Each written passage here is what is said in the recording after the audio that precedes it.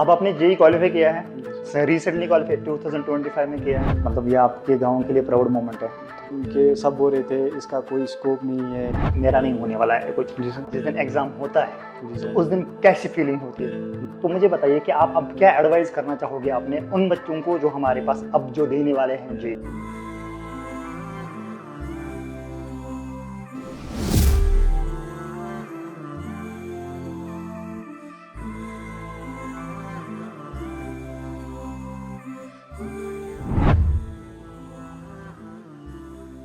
Hello guys, आज हम आए हैं एमएस टावर्स क्योंकि आप जानते हैं कि मेरे एक स्टूडेंट की सिलेक्शन हो गई है जेई मेंस में, तो आज हम उसका इंटरव्यू लेना चाहते हैं। मेरा पर्पस आज यहाँ आने का यही है कि हम आज एमएस टावर्स में हमें आज यहाँ पे इंटरव्यू लेना है जो हमारा जेई मेंस का स्टूडेंट सिलेक्ट हुआ है।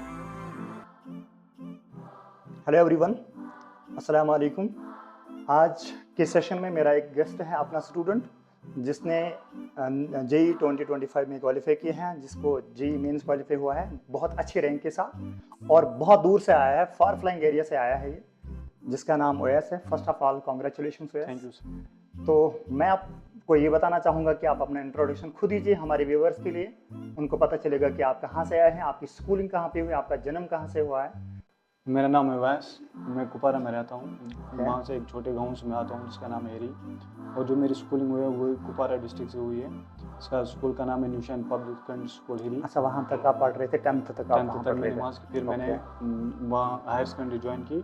तो पहले हम उसको छोड़ेंगे हायर सेकेंडरी वाले पार्ट को। पहले में मुझे आप बताइए कि आप कैसे स्टूडेंट थे up to the 10th class, because 10th में थोड़ा सा होता है वो नाटीपन होता है, इंसान सीरियस नहीं होता अपनी स्टडीज़ के लिए। तो आप कैसे स्टूडेंट थे तब तक? 7th तक मैं एवरेज स्टूडेंट था। 7th के बाद फिर हार्ड वर्क करने लगा, उसके बाद मैं क्लास में भी टॉप करने लगा, उसके बाद थोड़ी चीज़ें बदली। मतलब आप बोल रहे हैं कि 7th के बाद आपका जर्नी जो जब मैं में स्टैंडर्ड में गया तो तब से मैं ये टॉप। अच्छा, आपका जो पहला जो आपका प्राइमरी आप जो बोल रहे हो वहाँ पे आप मतलब राइट स्टूडेंट, राइट अच्छे तरीके से पढ़ाई नहीं कर रहे थे, आपका मतलब पढ़ाई में मन लगा, तो कौन सा चीज़ था आपको जिसने आपको, मैं अभी आपको ये नहीं बोल रहा हूँ कि आपने जेई क्वालिफाई कैसे किया, मैं आपको बस इतना बोल रहा हूँ कि आपने कौन सा चीज़ था आपको कि जिसकी वजह से आप पढ़ाई की तरफ मुतासर हो गए? पेरेंट्स का सपोर्ट था उसलिए। और जो मेरे रिलेटिव्स हैं वो भी अच्छे हैं, वो आधे डॉक्टर्स, इंजीनियर्स हैं, टीचर्स हैं, उनकी वजह से। मतलब कहने का गर्ज है कि आप एक वेल एजुकेटेड फैमिली से आ रहे हैं, तो आपको ऑलरेडी पहले मोटिवेशन थी कि हमारे जो कजन्स थे उन्होंने कुछ किया है तो मुझे भी करना चाहिए। जी सर। ओके, मतलब आपका गांव का क्या नाम बोला था आपने? हिरी बाला। मतलब ये आपके गांव के लिए प्राउड मोमेंट है। तो मुझे बताइए, फिर इसके बाद आपने 10th का एग्ज़ाम वहाँ से पास किया, तो क्या परसेंटेज थी आपको? मेरी थी 93%। Okay, that's great. और मुझे बताइए कि जब होते हैं ना वो जो बचपन में सामने वाले लाइन में जो बच्चे होते हैं और पीछे वाली लाइन जो होता है, पिछला वाला बच्चा सामने वाले बच्चे को मारता था। जी सर। ठीक है, बैग को, आप वैसा करते थे कुछ? नहीं सर, हम ऐसा नहीं करते, मतलब आप शेरी बच्चा था। जी सर। ओके, फिर इसके बाद 10th आपने किया तो आपने मतलब आप 93% जी सर। आपको आ गई 10th में। फिर इसके बाद आप 11th में चढ़े। जी सर। तो फिर इसके बाद जब आपने 10th का अच्छा स्कोर किया तो आपको और बहुत ज़्यादा मोटिवेशन कॉन्फिडेंस मिला। तो फिर इसके बाद आपने कहाँ एडमिशन किया? मैंने वहीं किया था, government boys higher secondary school Trehgam. Okay, फिर इसके बाद आपने वहाँ से गवर्नमेंट हायर सेकेंडरी में एडमिशन किया, तो वहाँ से आपने 11th एंड 12th किया? जी सर। तो आपका सब्जेक्ट क्या था? फिजिक्स, केमिस्ट्री, मैथ, बायोलॉजी और इंग्लिश कंपलसरी। फिर इसके बाद आपने उसके बाद जेई की जर्नी स्टार्ट की। तो before starting the journey of the JEE, तो मुझे बताइए कि आपको किस चीज़ ने ये बताया, क्योंकि हम जब फार फ्लाइंग एरिया से आते हैं, क्योंकि मैं भी खुद भी वहाँ से हूँ, गांव से, तो हमें ज़्यादा पता नहीं होता ये चीज़ कि डॉक्टर बनने के लिए नीट देना पड़ता है। जैसे कि हमें पता है कि इंजीनियरिंग के लिए हमें जेई देना पड़ता है। तो फिर उसके बाद आपको किसने बोला है कि जेई के बारे में?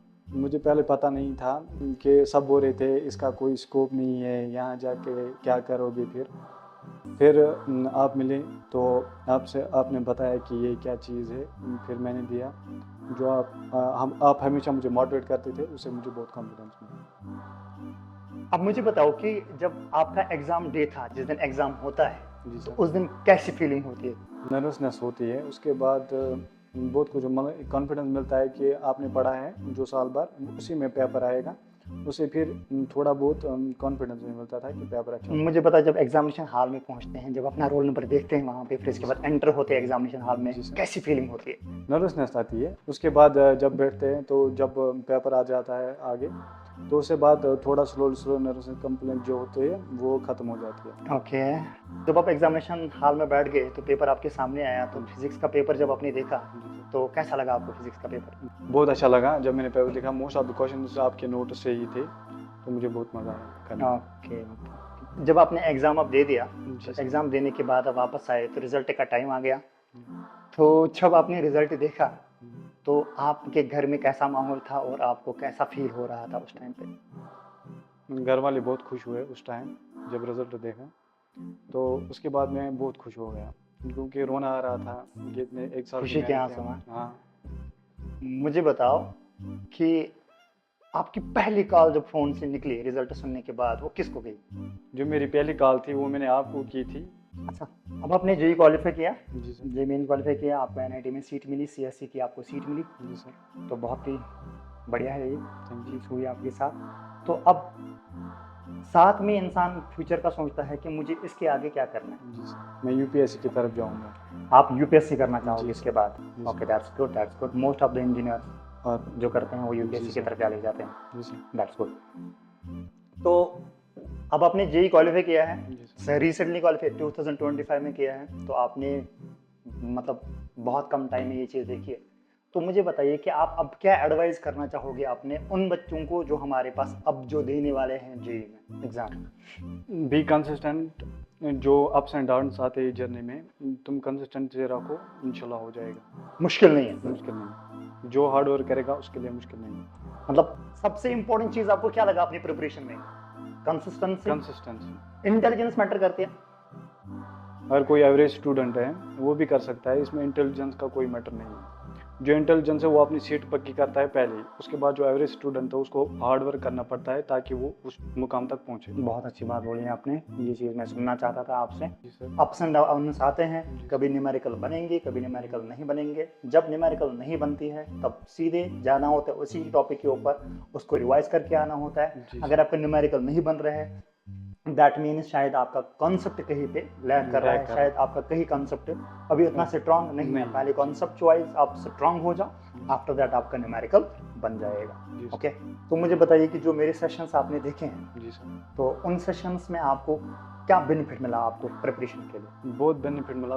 जो वीक पॉइंट्स है वो राइज होने लगे। उसके बाद जब मैं एग्ज़ाम देने गया था, वहाँ से मुझे आपके जो सेशंस लिए थे वहाँ से मुझे डिट्टो क्वेश्चन मिले थे, सेम टू सेम। बस यही करना था क्योंकि ये मतलब वैल्यू चेंज, मतलब वैल्यू चेंज हो बस जाते उतना ही हैं, था। But language question language same, pattern questions का सेम रहता जी था। सर। ओके, और दूसरी बात मैं आपको ये बता दूं कि मैंने ऑलमोस्ट मैंने सारे जेईई मेंस के प्रीवियस ईयर क्वेश्चंस मैंने कराए सॉल्व थे, कराए हाँ थे, जी सर। और जो भी एडवांस के क्वेश्चन थे वो भी मैंने जी आपको सर। सॉल्व करके दिए थे सेशंस में। तो ये चीज़ आपको फ़ायदा मिला। तो आपको एक चीज़ तो आपको फ़ायदा आया होगा जी कि सर, आपको कहीं से पीवाईक्यू क्वेश्चंस करने नहीं करने की पड़े होंगे। ज़रूरत नहीं पड़ी। जब आप मोटिवेटेड होते थे तब आपको कैसा फील हो रहा था, और जब आप डीमोटिवेटेड होते थे आपको कैसा फील हो रहा था? जब मोटिवेशन मिलती थी तब बहुत खुश हो जाता था, और जब डिमोटिवेट होता है तो लो फील कर रहा था। उसके बाद मैंने आपको कॉल करता था हमेशा, उसके बाद आप मुझे बता ये करो, उससे मुझे बहुत कॉन्फिडेंस आपको मिलता। कभी ऐसा लगा कि जब आप डीमोटिवेट हो जाते थे, जब लो फील करते थे, कभी क्वेश्चन नहीं बनता है, फिजिक्स में ज़्यादातर हो जाती है ये चीज़, क्वेश्चन नहीं बन पाता, फिर इसके बाद इंसान को लगता है कि मेरा नहीं होने वाला है कुछ। जी सर। आपने कभी किताबें बंद करी है कि आप छोड़ दो? बहुत बार किए। फिर उसके इसके बाद आपको कौन वापस लाता था ट्रैक पे? आपसे मैं बात करता था हमेशा, तो उसके बाद फिर पता चलता था कि आगे कुछ, हार मत मानो, आगे कुछ होगा। Okay, good. तो थैंक यू ओएस, आपने अपनी स्टोरी आपने हमारे साथ शेयर की है, तो आई होप कि आप अभी तक भी कामयाब हो चुके हैं, इसके आगे भी आप कामयाब हो जाओगे, ये हमारी दुआ आपके साथ है। Thank you so much for sharing your story, और थैंक यू सो मच, आपने मुझे याद रखा।